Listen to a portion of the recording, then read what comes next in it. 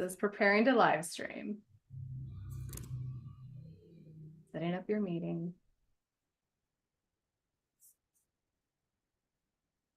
There you go. Preparing to live stream.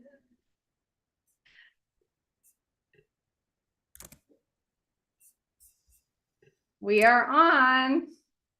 We are. We are. Okay. Hi, everyone.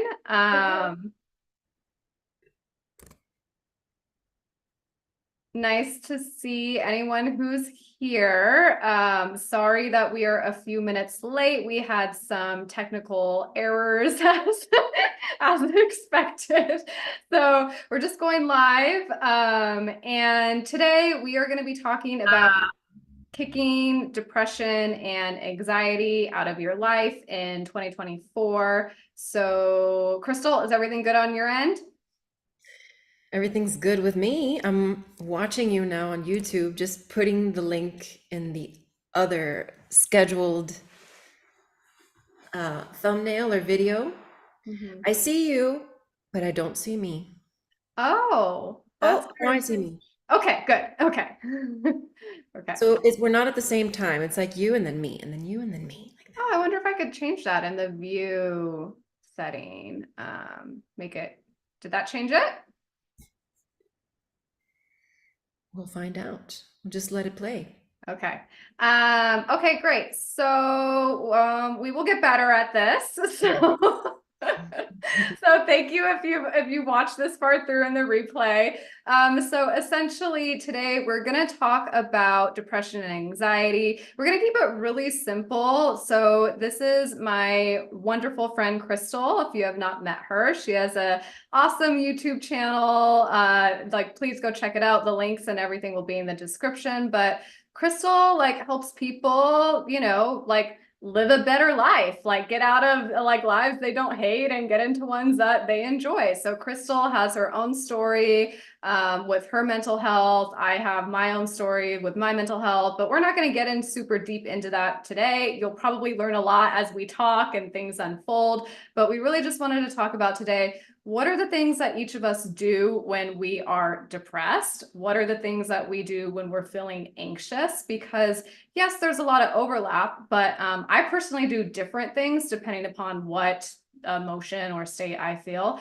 And then what are the things that we do every single day that kind of keep these things at bay as much as possible, more so habits. So Krystal, thank you for joining me today. And I guess we'll just dive right into it and start with you. So what should we talk about first, depression or anxiety? What are you feeling? I guess let's start with depression, since it's Okay. and anxiety. Ooh, we're gonna dive deep first. Okay. That's how I do. I don't do that small talk. We go. I know. That's why we get along so well. Okay. So yeah, let's talk about depression. So do you still is that a state that still comes about for you frequently? And if it does, or if it doesn't, what are the things that you do when you actually do feel like either you're in that state, you're slipping into a state, maybe you've been in that state for a while and need to get out? What are the things that you turn to? So recently, I don't want to say that I never feel that way, but it's close to never. This is the longest period in my life where I don't have depression episodes. And all throughout my life, since, I don't know, I want to say teenage years, but maybe kids don't even know what depression is and they have it. I went through these moments of just feeling like I was in really dark places, not being motivated to do anything, or just feeling sad all the time, or my life sucked, or that I wasn't good enough, all of these very low energies, like Eeyore. Yeah. So the question is, how did I get out of it, or how do I get out of that? Well, I dealt with that for over a decade, maybe even, more than 2 decades. So it took me a long time, lots of therapy, which it helped in its own way, but plant medicine helped me a lot. When I went to an ayahuasca ceremony, close to Miami, North Miami, it was like 10 years of therapy in one session. Like I started connecting the dots and understanding so many things about my life, but I felt like I was so deep in it that I still had more, more onions, more layers to peel. And so Mhm. yoga has helped me. I became a yoga teacher, but even still, like there was more. And I think sometimes traumatic things really need to happen. The short answer is I don't really have a one size fits all. But what happened with me was my grandfather died, a teacher that I looked up to passed away, and I remember one of his podcasts, he was like, when the teacher leaves, when the teacher passes, it's the students' jobs to stand up and, start leading. And when I heard that, I was like, oh my God, I'm not in a position, like I'm a mess right now. How can I possibly even get there? So I started, and this is what my page is kind of organized around, start with your physical health. There were times that my dog didn't go for a walk, like at all. I would just let him out into the garden. And so I was like, okay, I'm going to take the dog out for 5 minutes. Mhm. Just 5 minutes a day. I'm going to walk with Ketsi. He's like, excuse me, you should call me a dog. And and then, eating a little better, just focusing on being better to my body, quitting cigarettes, quitting weed, stop binging alcohol, like doing all the things that were not helping. They were just helping me cope. Mhm. And then, reading a lot, reading to change and reframe my mind, meditating. Meditating helps a lot. And just focusing on getting rid of people, toxic people. That was a huge one for me because a lot of people around me were like, you can't do this, or no, we don't like that, or they weren't really supportive of what I Right. wanted to do, and that made me feel like I couldn't do it. Mhm. So physical health, mental health, getting rid of toxic people, and then just focusing on the things like noticing what makes me happy and how can I bring more of that into my life. And Mhm. then slowly but surely, I noticed I had less and less and less depressed days and Mhm. more days where I'm just like waking up loving life, you know? Well, I'm glad that you found that place of loving life so much. So, like, your journey is like, it's a journey, right? It's like you were at one place. It wasn't like I tried this thing. It was like I did this and then I added this on and then I added this on, which is totally, I think, most people's journey when they feel like they've overcome something when they're on the other side, essentially. And so, there's like some really big key takeaways, like some of the bigger things you do, whether have done or whether that was some of the like more alternative therapies, things like that, or just some of the things you do every day. So even though you said that now that's not really something that you experience, like what about on the days that you just feel kind of like meh, like low grade depression? Like, do you have those days at all? Yeah, no, yeah. I mean, I have days where I'm not feeling it, I'm just Yeah, like, I'm yeah. not feeling it. Yeah. And so And how do you use that back into I'm Crystal, I'm loving life, I'm feeling it? sometimes I don't. I'm just like, okay, I'm here today and that's fine. I'm gonna let myself be here. Mhm. And sometimes I'll be there for a few hours or I'll take a nap. I what can I do to nourish myself right now? Because clearly I don't want to do these things. So rather than forcing myself and then I put that energy, I'm like, all right, I'm gonna just listen to my body, do what it wants, and I know it's gonna help. And it Mhm. does. Right. So almost just kind of like letting it ride out a little bit, but giving yourself what you feel like you need. And also, I think yeah, I think that you're going to talk more about this, but a lot of times, I just need to drink more water or I just need to eat. You think I'm going to talk about needing to drink more water? Well, you're a nutritionist. I don't know. You're going to talk about getting the right that really does make a difference. Sometimes when I Sometimes think you life just need more sucks. water. Yeah. Yeah. No, that's good to know that that's what helps for you. That's what I mean. That's why we have these conversations, because I think it's so fascinating, you know? So what you're saying is sometimes you're just like mildly dehydrated and then you feel better. And you sometimes don't even realize that not drinking enough water can turn you into an angry beast. And then, like when you're hangry Mm-hmm. and you're like, I'm sorry for what I said to you when I was hangry. And it's the Mm-hmm. same thing. Well, I'm sorry for what I said to you when I was dehydrated, Mm-hmm. And you don't realize it until you have a glass of water and you're like, oh, I feel better. Yeah, it's funny that you say that because I'm actually a little bit of a camel. I'm not like, I'm not someone that I am, even though people are always like, you need to drink half your body weight in water and all of this. I've never been a very huge water drinker, and a lot of it has to do with like electrolytes, things like that. And it wasn't until I started utilizing more electrolytes that then I regained my like thirst, if that makes sense. And then I was like, then I started becoming thirsty. And then I was like, oh, like this is what normal people feel like. This is such a weird sensation. Yeah. So I'm pretty used to like mild grade dehydration as well. So yeah, I get that. Okay.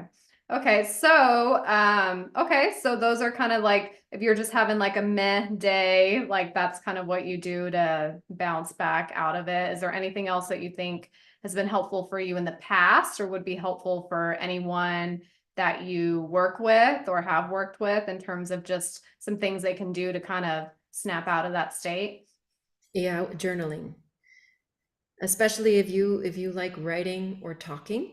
It's Mm-hmm. just another form of talking. But a lot of times, when we speak to other people, they give us their advice. And sometimes it's good, and sometimes it's just not that it's bad, it's just not the right thing for you. And sometimes you just need to work it out on your own. And that's where journaling comes in, and it helps you see like what's going on? What am I dealing with? What's bringing me down? And then you can start making steps to change it. Mm-hmm. Yeah. Yeah, I agree. I think journaling is great. I went through a period of my life where I was basically trying to get to like the root of a feeling, right? So like a trigger, a thought pattern, etc. And the easiest way for me to figure it out what was like, what am I feeling? Kind of like what's beneath that? What's beneath that? What is the core like limiting belief or thing that's below all those things? And then once you have that, then you can decide like, to do something with it, whether that's like some kind of reinforcement process or like trying to reframe it, reconceptualize it, or, maybe just be with it for a little bit. We're all different, but I agree. Journaling is awesome. I actually don't do a lot of journaling these days. So one thing that I do a lot is I record my own voice notes to myself and I just talk, like I monologue a lot. Most of my friends that are on like Marco Polo with me know that I could go on some very long monologues. And a lot of the times, like you were saying, if I'm talking to my friends, I'm not really looking for advice, but like just talking through things, I generally start hearing the answer in my own voice. And then that helps me kind of figure out what I need to do next or like what I really need in terms of like care or support for myself or anything like that. So it's kind of almost like taken place of journaling. It's like lazy girl journaling, if that makes sense. No. Well, first of all, it makes a lot of sense why you're so good at voice notes. Because every time I get your voice notes, I'm like, wow, it's so great. I wish I could. And I'm here like trying to send and resend 5 different times, deleting the voice notes.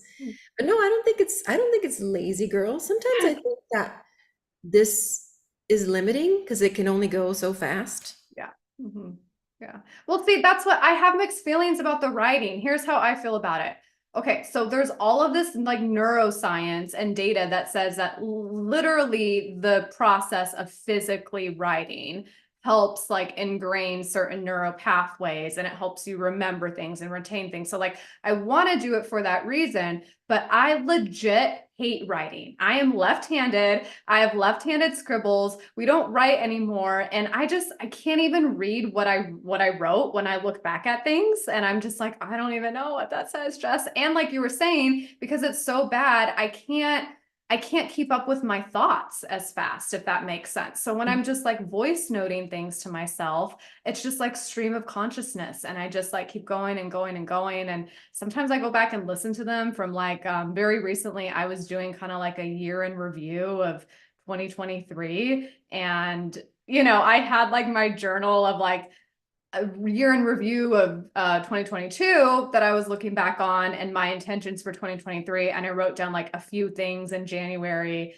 and then there was nothing for the rest of the year. I went into my voice notes.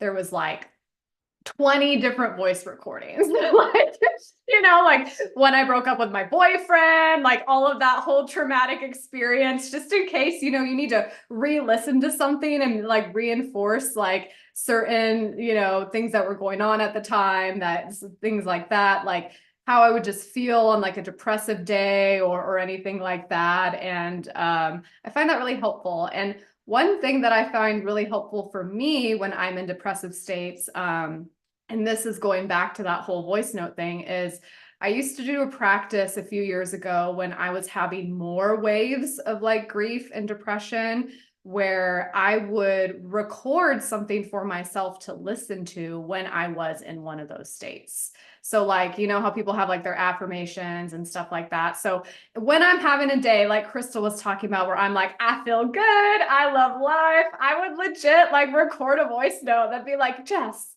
you're so awesome. And like, here are all the awesome things that you're doing in life. And like, I know you may not feel great today or right now, but I just want you to know that like, you're gonna come out of this feeling, and like, you're gonna feel like you do right now again. And like, here are some things that you could possibly do if you're feeling this way. And I would like give myself, like you were talking about how sometimes people's advice is good but doesn't really reflect you. I would like give myself my own advice from like, past Jess or future Jess, also in that regard of like, here's what I think would help you in this moment, or what you should do depending on like where I was in that frame of my life, essentially. So it would be like, reach out to one of your friends and just like forget about other things, like go on a walk to blah blah blah park, whatever, like just like let go of whatever you're trying to get done and stop overwhelming yourself, blah blah blah. Because I think one thing that's helpful is knowing yourself really well, and then like being that own guide for yourself. And that's pretty much how I've gotten out of all of my depressive slumps. So That's really powerful. I think I'm going to start doing that.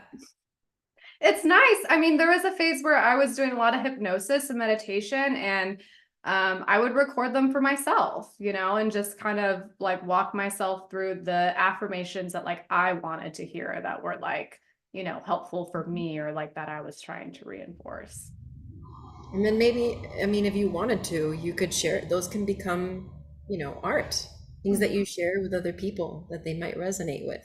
That is true. That's always the plan. So, so those are some of the mental things that I do physically when I'm depressed. So exercise, that is actually like my number one thing. Whether it's depression or anxiety, which we're going to get into anxiety.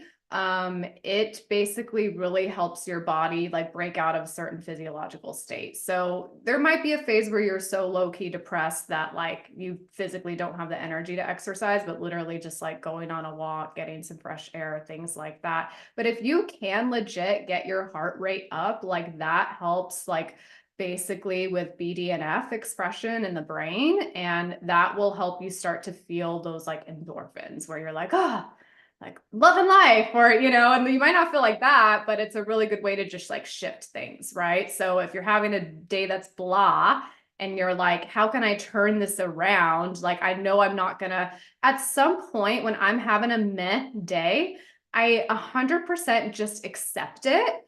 And instead of trying to continue to like do whatever it is that I have to do, I will instead then grant myself that grace of like, no, I need to get back in a better mental state before I get back to the things that I'm trying to do. So that's when I'm like, okay, I'm going to go exercise. I'm going to go get my endorphins going. I might do a meditation or something like that, the things that I like to do.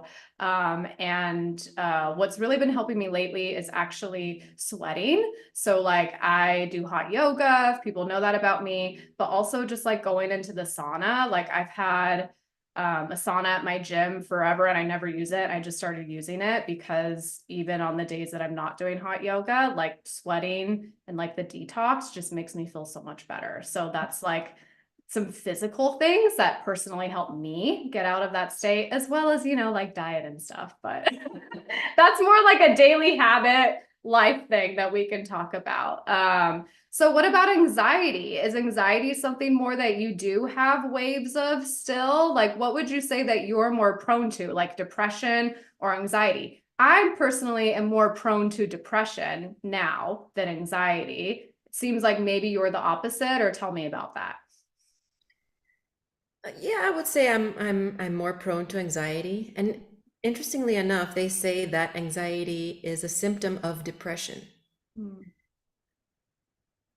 I think if you have both, sure, but I think it is possible to have anxiety and not be depressed.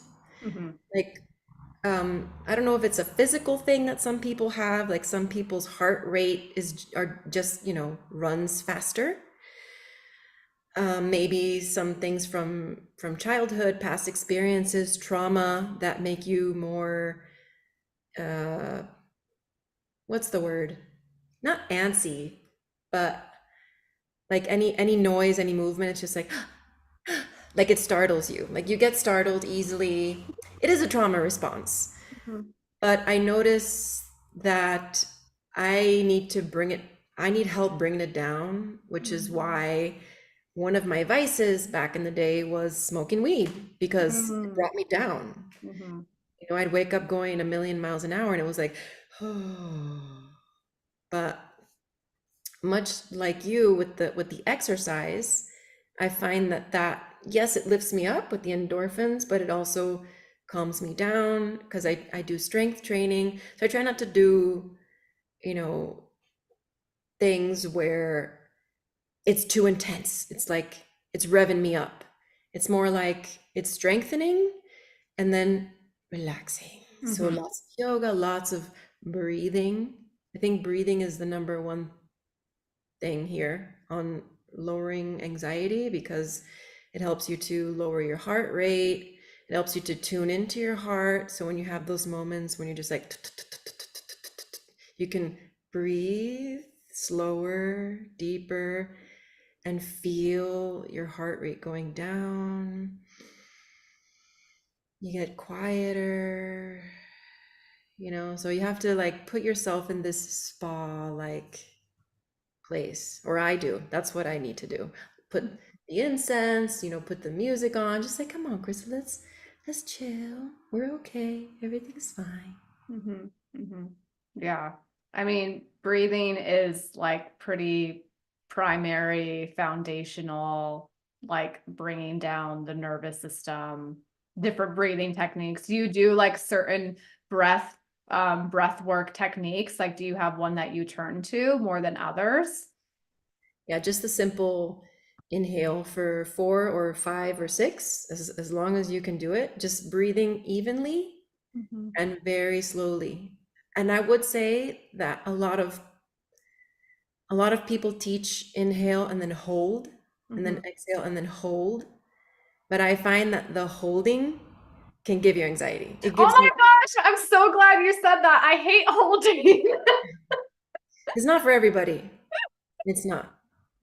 Yeah, sometimes when we're in yoga, they're like, who's leading it will always be like, they'll do the hold. And I feel like I'm just out of sync with everyone else, that I'm totally okay with it. Cause I don't do well with the hold. It doesn't give me anxiety. I just like, it doesn't help me slow down. You know what I mean? Doesn't help me connect. I feel like, and maybe I just need to work on my breath work, but it just feels too constricting for me. I don't like it. So yeah.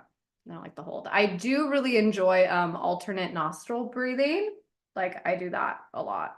If I'm like, I have 30 seconds and I want to like just get in some kind of mental state or something. I don't know. Mhm. Like I'm about to get on this meeting that's going to give me anxiety, 30 seconds, do some alternate nostril breathing or something. Yeah, that one's nice to clear the pathways because you can, well, at least I can literally feel when I'm inhaling through one and it going all the way down one side of my body and then Mhm. going in through the other. And then when you take a full breath after, it's just this like symphony of breath Mhm. Mhm. entering your lungs. I Mhm. love breathing. Breathing is awesome. Okay, so really just like for you, do you have a lot of things that just bring you down when you're in that moment, like feeling of anxiety? You can really like shift it internally more so than like externally with things, you know, like me, I just take a bunch of supplements. That's one way to do it. What supplements? That was a joke, but I mean it's not like so 97? 90, not as much as Brian Johnson, no. So supplements for anxiety. So yeah, anxiety is not something that I do experience very much anymore. Kind of the opposite. I used to have a lot of anxiety in my like early 20s. And I used to get like frequent anxiety attacks, but it was always after I drank alcohol. And so there were a lot of things going on, I think, just with my nutrient status where I couldn't detox alcohol because I was also like a vegan at the time.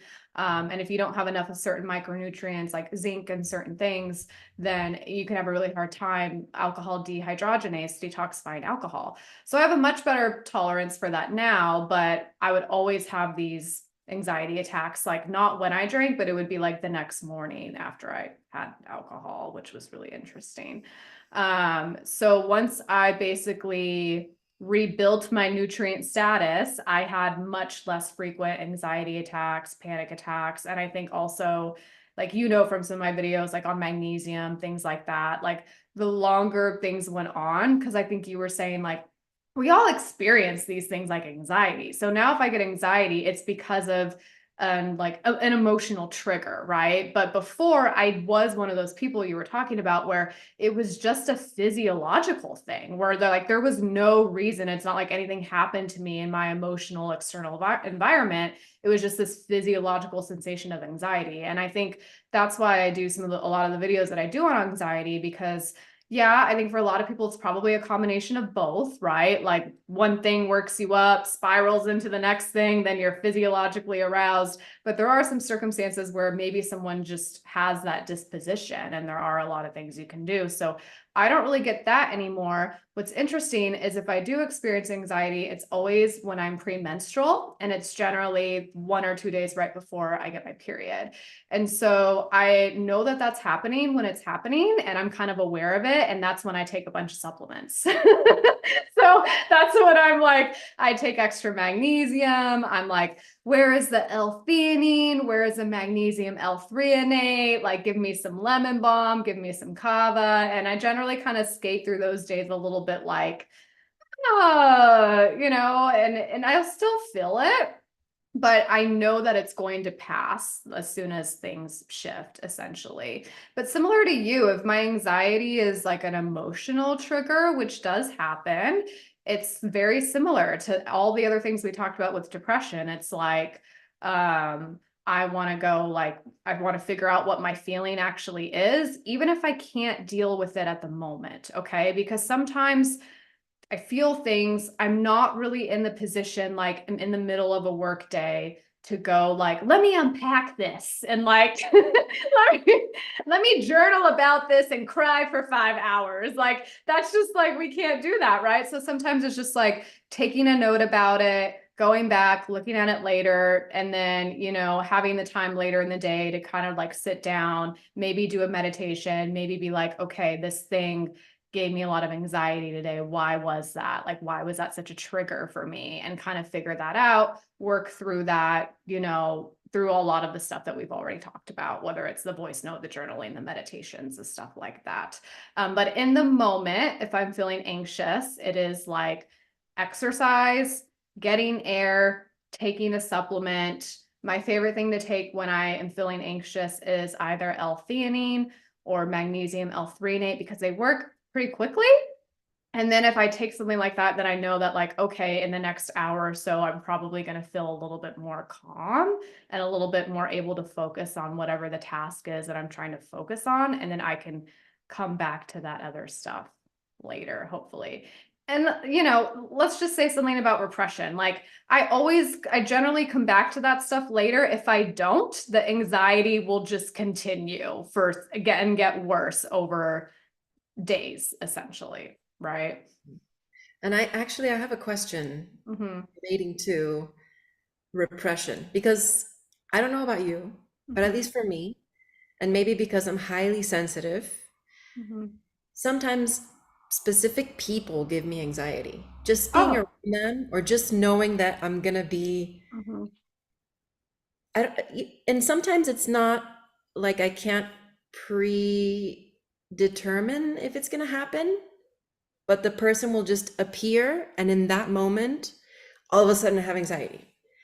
And so in those cases, when you're dealing with relationships, if you don't look into those, I've noticed that the anxiety gets worse and worse and worse. And then all of a sudden, your heart is beating out of your chest, falling out of your mouth, basically bleeding.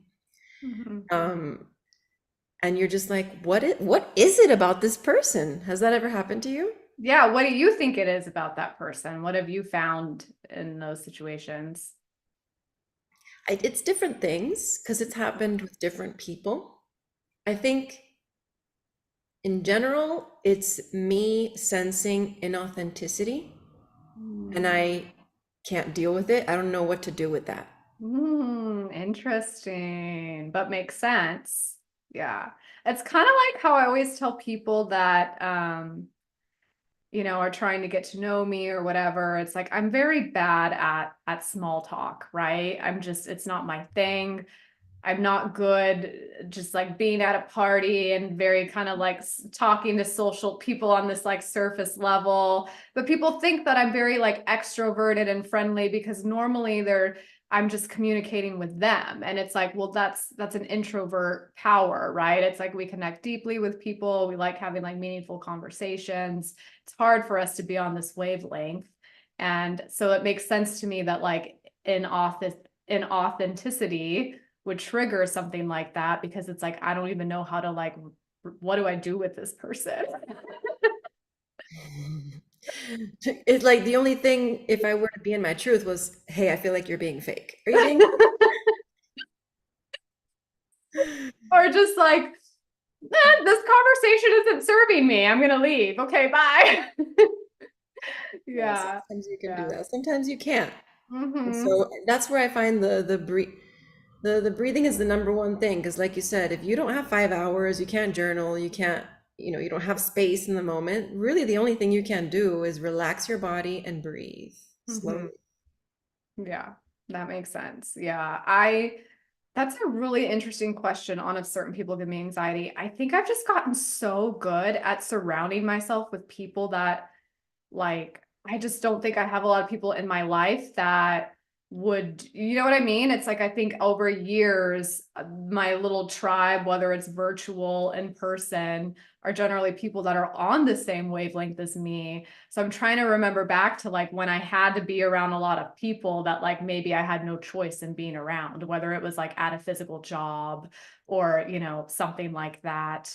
Um, but definitely there are things that, being someone who's been like dating a lot in the past few years, like that was the first thing that I thought about with like just like relationships triggering anxiety and stuff, because there's always those little things that come up where like, yeah, you meet someone and you're just, whether it's like because of what happened in the relationship or just the person, like you were saying, you're just like, like something's, yeah, this dynamic is making me anxious. We'll put it that way too, as well. So yeah. And sometimes that's like when that happens, I try and think about still what is that triggering in me, if that makes sense. Like I'm not here to be like one of those people that just thinks everything is, I try and take responsibility for as much as I can. I think there's a lot of circumstances that it's like, that's outside of our control. That's the other person's issue. But if there is something where it's like, that saying that people say, like the things that irritate you about someone is something that really like irritates you about yourself, or like something that you need to recognize in yourself. I Yeah. don't think that that's always true. I really don't, because I feel like I've seen circumstances where I'm just like, no, that's not true. Like, I don't know, if you're dealing with someone who's really narcissistic and like you're not really a narcissistic person, that's like kind of an irrelevant point. But I do think a lot of the times there's something where I'm trying to figure out what is it about that person that is triggering for me, right? It might not have anything to do with me or them. It could be something that's just like, oh, it's this emotion and I'm feeling like this because it kind of reminds me of a circumstance of X, Y, and Z, like a trauma or something like that. Or it could just be like they remind me of this person that I had this experience with or something. So. Mhm. And then there's this practice of not allowing whoever or whatever to take away your power, and to be able to stay calm in it and observe it without absorbing it Mhm. and becoming it. And that's a practice. At least for me, that has been really difficult because I absorb. Mhm. But being able to like energetically put this barrier of like, I'm not gonna take this in and allow it to affect me. I'm just gonna be here with it, and that's okay. I can be here with something that may trigger anxiety. I can recognize it and then say, okay, but that's not mine. Right. I'm going to connect back to what is true for me. I think that's a really important point, because I work with so many people who are what you would say, I don't know, a lot of people will say that that's a like empathic person, right? Where it's just like they take up everything. Like you mentioned earlier, sometimes I say like highly sensitive people. So obviously like energies around them are going to affect them a lot. So I think if you are someone who feels like that, then like that is going to be a huge trigger for your emotional state, whether it's depression, anxiety, something else. And I often forget about that because, yeah, that's not something that I experience a lot, but like I know that a lot of people do. And that's like sometimes I can feel other people's frequencies. And that would be a lot to take on if I felt like their frequency was like somehow breaking my shield and like gelling into mine. I don't think I could handle that. So, like Israel, my husband and I, Mhm, back when I did have more bouts of depression, I remember mhm, sometimes we would, in the morning, one of us would be in a funk. Let's say I woke up in a funk. mhm, And like, I'm feeling sad. I'm feeling so sad, but I don't understand why. And then he was like, "Oh, maybe I'm feeling really sad right now." And I was like, "Oh my God, yeah, it's like," so we would have to go back and forth. Like, is this mine or is this yours? Because I'm feeling this, but I don't know why. mhm, And that may sound woo-woo, but if you think about it from a scientific perspective, it's just energy, and you can feel just like if sound, think of sound, no? If I were to and I was doing it right in your ear, you would be able to feel the little hairs in your ear moving. And it's the same concept. So just being aware, like especially if you're in a partnership or you live with other people or you're around people, just saying like, "Hey, I'm feeling this way. Like, is this mine? Is this yours? Like, are you okay?" mhm, And the strangest things always pop up. Versus if you would just never say anything at all, you just go about your day feeling that way, that's awful. mhm. Yeah. Yeah, I hear that. No, I mean, that stuff has been like proven in relationships and whatnot. It's like we like can like our energy, whether it's like our energy, our gut bacteria, like we like share and blend all these things with each other. Oh And God, they share gut bacteria? yeah, and it's like it's almost like those Venn diagrams, where it's like this is one thing and this is one thing, then there's a thing in the middle. Like that's how people are once they're like in relationships, right? Or they live with people. It's like there's the you, there's the them, and then there's this really weird energetic like thing in between the two of you that can be so many different things, right? Like let's say you live with someone, like it's just a roommate and the relationship is kind of tense. That's the energy that is between you two, that weird layer. But gut bacteria, yeah, 100%. Generally, what's really fascinating about gut bacteria, so it doesn't freak people out, I read an article about gut bacteria like 10 years ago that in certain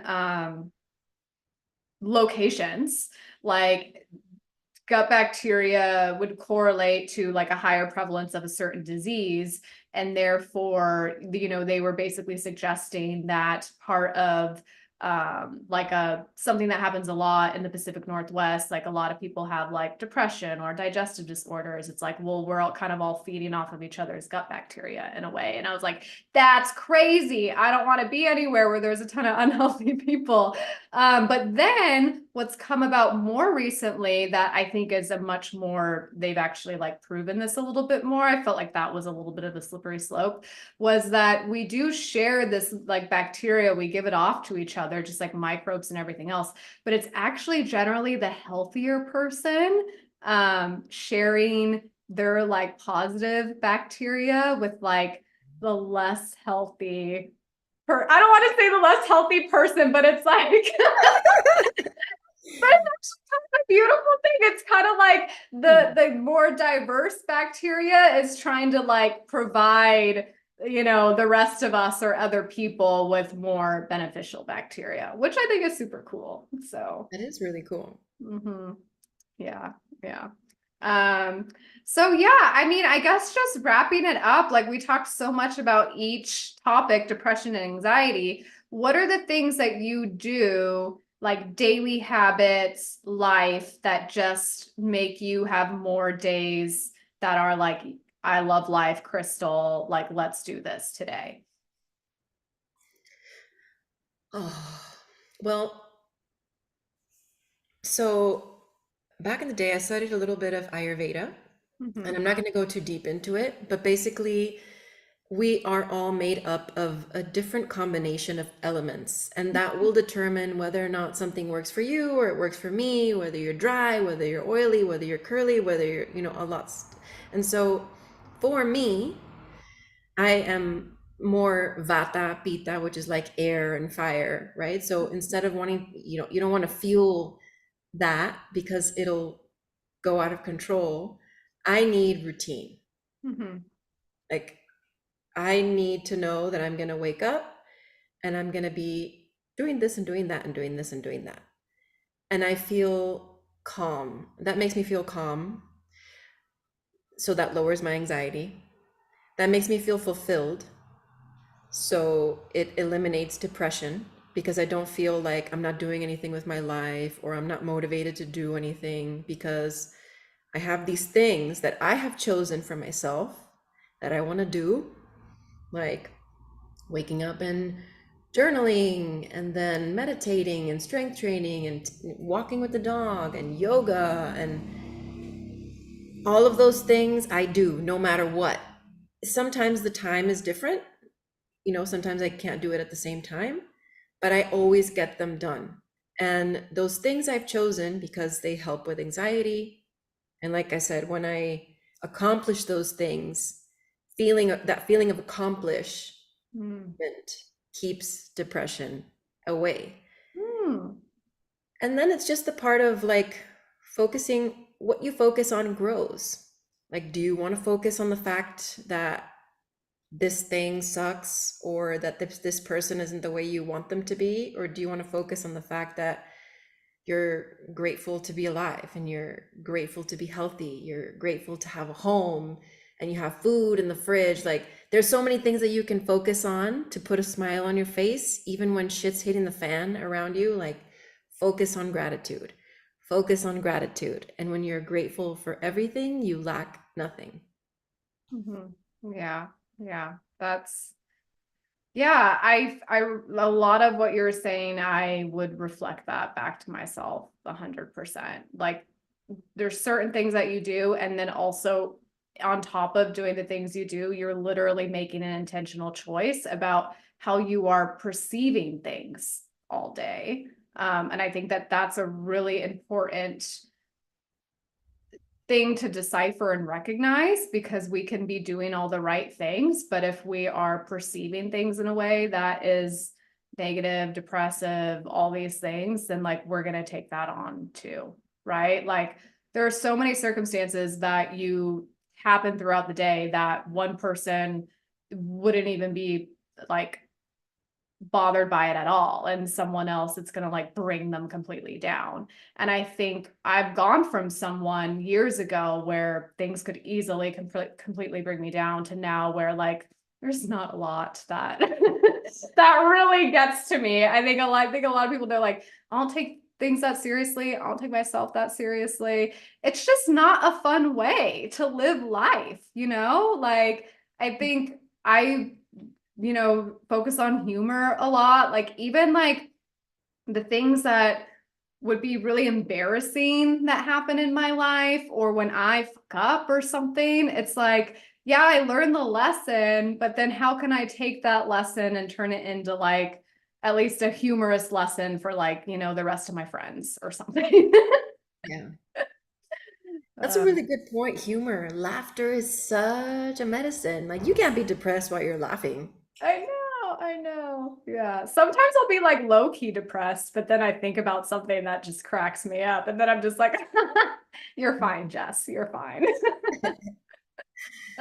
Exactly. Yeah. No, but thank you for sharing. So I am also Pita Vada, right? Air, fire. Yeah.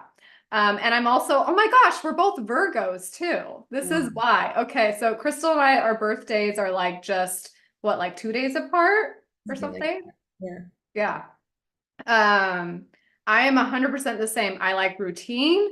I like habits because I like to know, let's say, like I always have plans for my day, even if the plan is I don't have a plan in this hour of the day, like those are my plans, if that makes sense.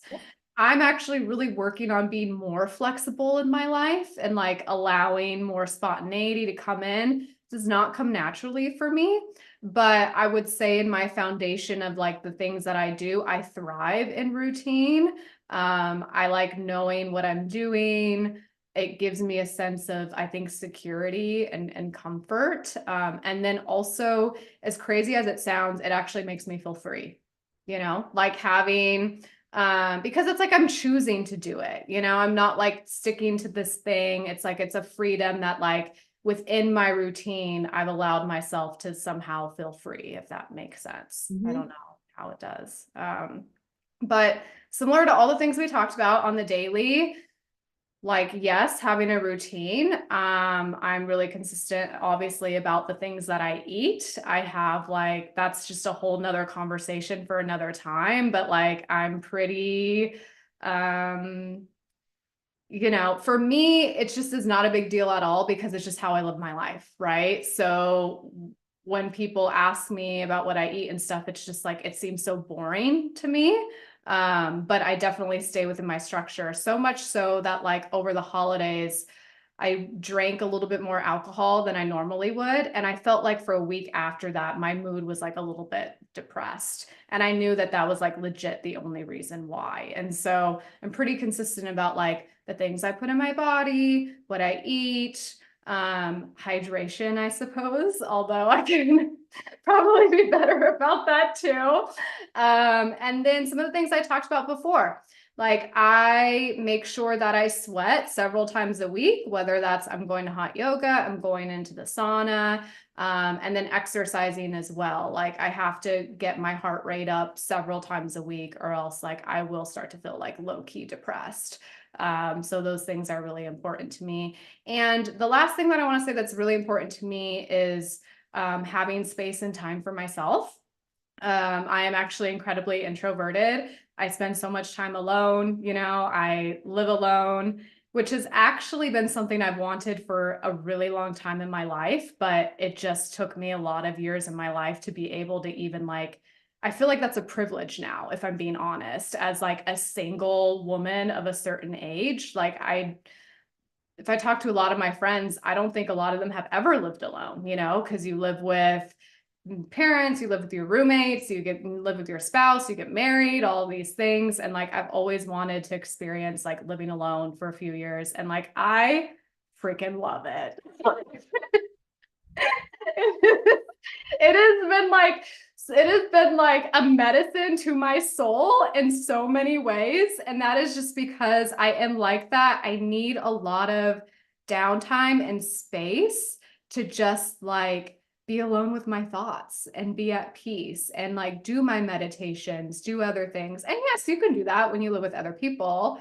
But it's just been such a gift to me to have that this past like year and a half or so. But the point is that if even though I might be living alone now, if I'm filling up my day with all these things and I'm editing YouTube videos to 9 o'clock at night, and like I don't literally have at least like an hour of my day to just chill and do nothing, I will start to feel anxious, or like if that goes on for several days, low-key depressed.